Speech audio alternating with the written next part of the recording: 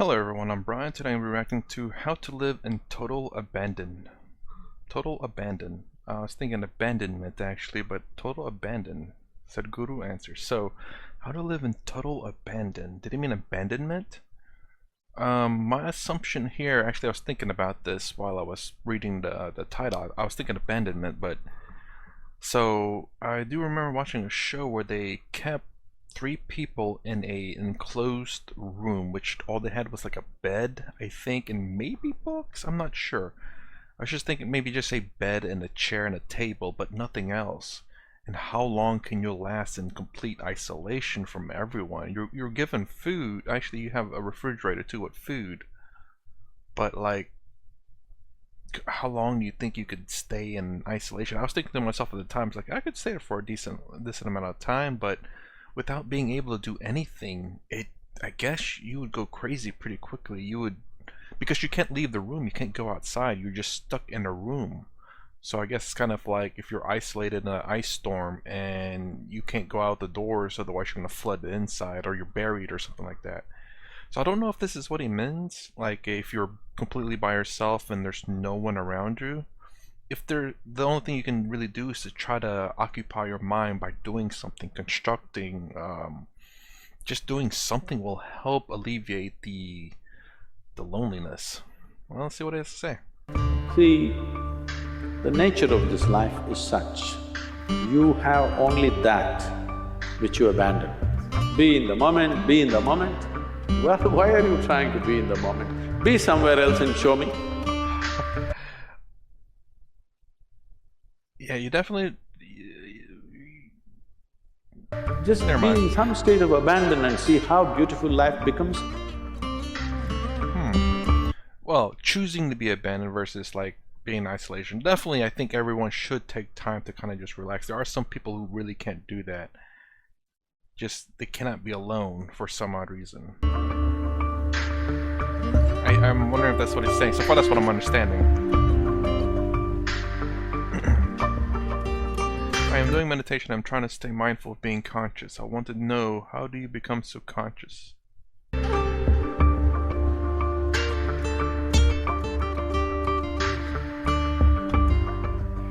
I did not say I'm conscious.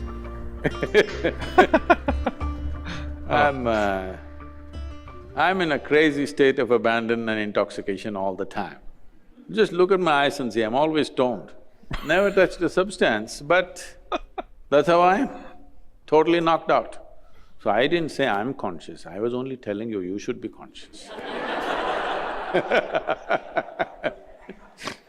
Because there is… See, the nature of this life is such, you have only that which you abandon. The nature of life, even the phenomena around you is like this. For example, right now this looks black, not because it is black, simply because it's refusing to reflect light. Yeah. That's why it looks black. This looks red, not because it's red. It absorbs all but red. It holds back all the other dimensions of the color, reflecting only red. So what it throws out becomes its quality. This is the nature of existence here. What you try to be, you will not be that. What you just throw out, that becomes you. Oh, that's an interesting way of looking at it. Isn't it? If you throw money around, people think you're rich. Yes? If you hold it, people think maybe you don't have anything, isn't it? So what comes out of you is what is yours, in a way. So when you say mind or being mindful, I do not know much about it, but I believe people are trying to think themselves into this moment. Be in the moment, be in the moment. Well, why are you trying to be in the moment? Be somewhere else and show me. Hello? Can you be somewhere else? No, you're anyway here, so why are you trying to be here? So what you're saying is, don't think. It took millions of years of evolution to get you to this level of cerebral capability, but now you want to give it up. The two basic qualities which sets us apart from every other creature is, we have a very vivid sense of memory. Everything that happens, we remember. This is why our experiences become our knowledge. And we have a fantastic sense of imagination. We can imagine something which is not yet and work towards creating it. These are the only two things people are suffering. These are only two things. What happened 10 years ago, they can still suffer. This does not mean they're suffering life, they're suffering their memory. What may happen day after tomorrow, they're already suffering. This does not mean they're suffering life, they're just suffering their imagination. They're suffering their memory and imagination, two basic faculties which set us apart from every other creature. You are ruining evolutionary process, you want to go back. You want to go back because you looked at monkeys jumping around happily on the trees. So you think it is a better way to live. I do see that sometimes around here. But evolution gone western. This is a much bigger possibility. A possibility unrealized is always a big problem. Any possibility, if you don't realize what is the possibility and grasp it, all possibilities look like problems, isn't it? Right now, that's a human problem. Yeah, I do realize this about myself, that I'm kind of a problem solver. I'm not saying I successfully solve every problem, but every problem that I can solve, I do try to solve it. And just let you know, I guess, to get this out the way, I was completely wrong about my guess at the very beginning. So, you don't have to be mindful, you should be mindless, really. Just be in some state of abandon and see how beautiful life becomes. Whether in work or song or dance or whatever the hell you do, just throw yourself into it for a moment. Without any sense of being mindful or conscious or unconscious or whatever, just see how wonderful life becomes. They are the most wonderful moments of your life, isn't it so? That's weird to say, just go in an abandonment of yourself. But then he's saying throw yourself at your work or whatever it is that you're doing without having to think about it, I guess that's what he's saying. Because, you know, whether you're conscious or not about it, just do it. It's contradictory from my understanding of those words, but I'm understanding what its meaning is. Basically, I'm assuming is to just, man, I'm turning on and off closed captioning, just to just put yourself at the work and try not to think too much about it, I'm thinking, and see how wonderful life can be, which is very odd. Now people don't really necessarily like to work, and someone doesn't see necessarily work as being something wonderful in life, but there are people out there who do what they love, and they're blessed to have that kind of job, which is great, honestly. Where you were absent. Thank you very much. Oh God, I don't think I fully grasped that yeah, I don't think I fully grasped that. I would definitely need to hear a little bit more about living in total abandonment. So basically, in the very beginning, you can cut here if you want. In the very beginning, he was talking about how the way light works, or colors work, is by absorbing and reflecting certain light spectrum. So if you see something red, it's because it absorbs all other color and reflects out red.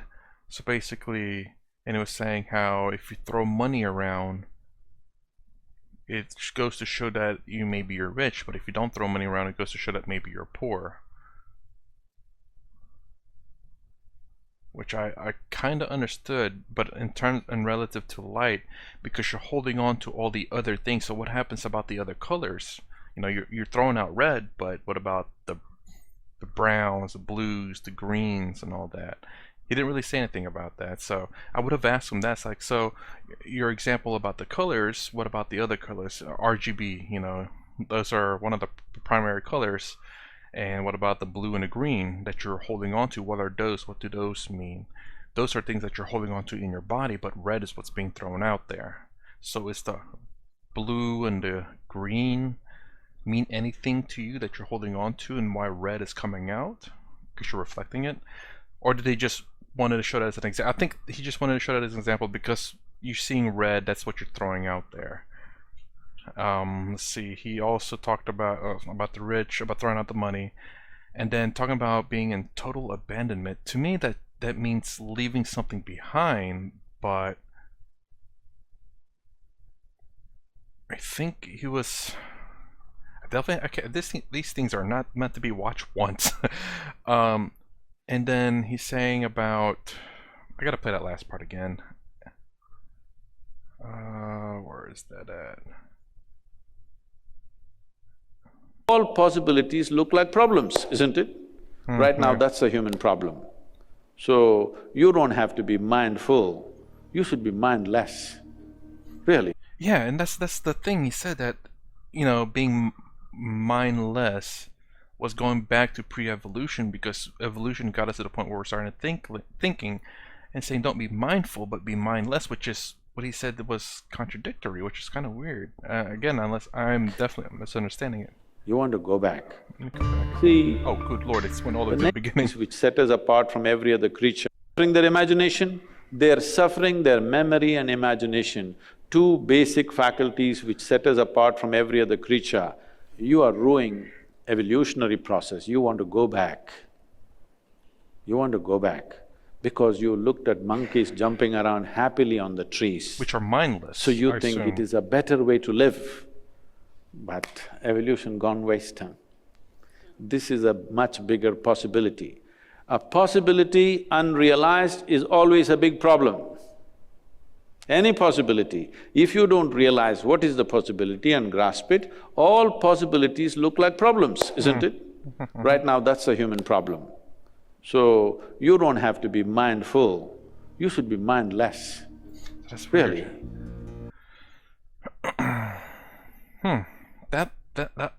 That part is what I'm not quite getting. It's really weird because I guess saying memory, but you have to have a mind to have memory, an imagination to have memory. To be mindless is not to have either, at least from my understanding. So there's definitely a disconnect for me here, trying to understand them from here. Just be in some state of abandon and So see here's- how beautiful life becomes. Whether in work or song or dance or whatever the hell you do, just throw yourself into it for a moment I get that. without any sense of being mindful or conscious or unconscious or whatever, just see how wonderful life becomes. So from my understanding on this one, it was the fact that he just throw yourself at the work and I guess just give it your all without really thinking about it, and just see how